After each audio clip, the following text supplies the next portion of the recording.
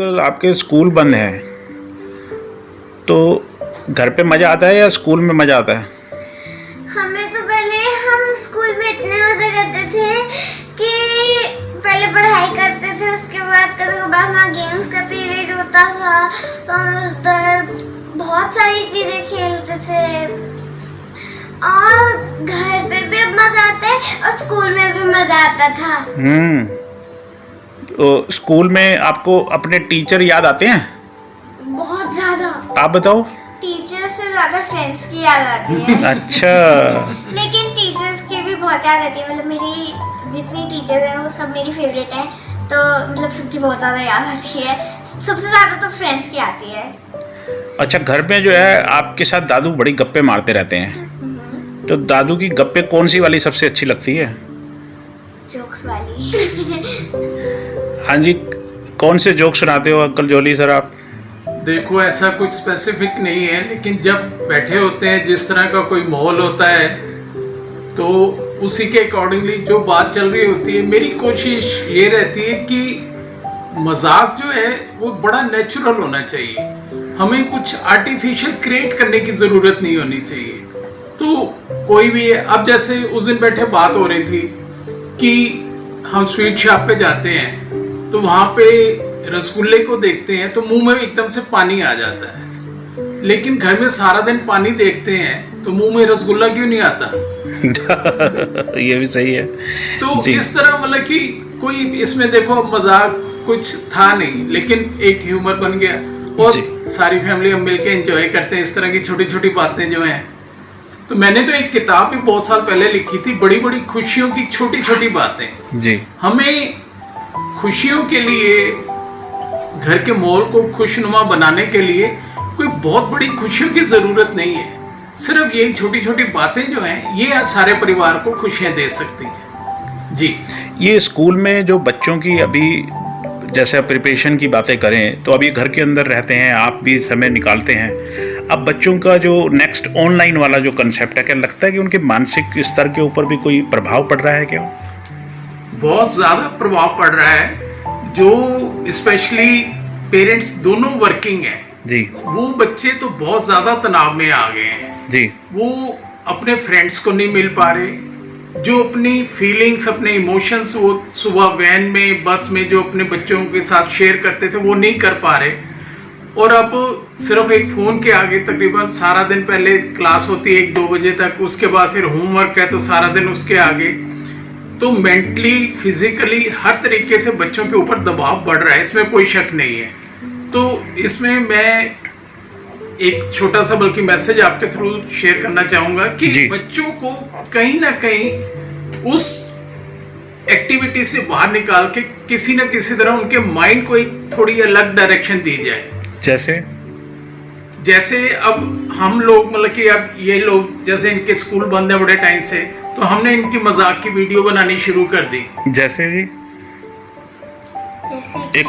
मतलब अभी रिसेंटली हमने इंस्टाग्राम पे कुछ ऑडियोज लेके हमने काफ़ी सारी अपनी ओरिजिनल ऑडियोज लेके हमने उन पे एक्ट किया, उनको बोला और हम फिर उनको डालते हैं तो फिर सबको अच्छा भी लगता है, फ्रेंड्स को, रिलेटिव्स को। मेरी फ्रेंड ने मेरे को एक बताया था कि उसको ऐसा लगता है कि मैं उसको स्कूल में बैठ के मजाक बता रही हूँ, लेकिन मैंने उसको कहा नहीं मैं घर पे हूँ, तो कहती हाँ हम अच्छे फ्रेंड्स हैं तो ऐसा ही लगता है। तो सबको अच्छा लगता है तो हमें भी अच्छा लगता है। हम जब डांस करते हैं सबसे ज़्यादा तो हमारे डांस की देखते हैं लोग, और साथ में हमारे जैसे अभी दीदी ने बताया कि हम अपने रियल ऑडियो भी लेते हैं और हम इंस्टाग्राम से भी उठाते हैं ऑडियो, और साथ में अगर कोई वीडियो होती है तो हम उसमें से गाने भी फिर से ले लेते हैं। तो गाना कोई सुनाओगे आप? फिलहाल हमें कोई गाना आता तो नहीं, बट हमें काफ़ी मज़ा आता है, मतलब हम बिजी रहते हैं पूरा दिन, हम बोर नहीं होते। क्या क्या बातें करके बोर नहीं होते? दादू बहुत सारे जोक सुनाते हैं, हम एक आधा जोक सुना दो। मैंने परसों रूहानी से पूछा कि रूहानी पानी में रहने वाले किन्हीं 3 जानवरों का नाम बताओ। उसने कहा मेंढक, मेंढक की मम्मी और उसके पापा। मैं कहा वो तो एक ही हो गए। तो कहती दीदी हैं तो तीन ही और तीनों पानी में रहते हैं। अंकल जोली, आपसे क्योंकि बच्चों के बीच में आप जैसे बच्चों की तरह एकदम इनसे ऐसी चीज़ें निकलवा लेते हैं जी। आपकी उम्र और बच्चों की उम्र में, जैसा मैं देख रहा हूँ बच्चों के अंदर बहुत ज़्यादा आपके नज़दीकी नज़र आती है, तो आप कैसे कुछ, क्योंकि बुजुर्ग वर्ग को बच्चे किस तरह से लेते हैं, आप कैसा फील करते हैं? और जो पेरेंट्स जो हैं जिनके मतलब नेचुरल, जैसे आपने पहले बताया भी है कि भाई पेरेंट के पास टाइम नहीं है, तो एक बुजुर्गवार होने के नाते छोटे बच्चों को कैसे इन्वॉल्व करा जाए, तो उस पर आप थोड़ा सा बताएं। ये सब कुछ हमारी सोच के ऊपर निर्भर करता है कि हमारी सोच कैसे है। अब अगर मेरी उम्र 60 साल की होगी तो 60 एक नंबर है, या मेरी 70 की उम्र होगी तो 70 एक नंबर है। कोई हमारी ऐसी रिस्ट्रिक्शन नहीं लग गई कि हम बच्चों के साथ खेल नहीं सकते, बच्चों के साथ मजाक नहीं कर सकते। तो जिस तरह पानी को जिस बर्तन में डाला जाता है वो उसी तरह की शेप ले लेता है। उसे गिलास में डाल दो, उसे कटोरी में डाल दो, या उसे बाल्टी में डालते हैं तो वो उसी तरह की शेप लेता है।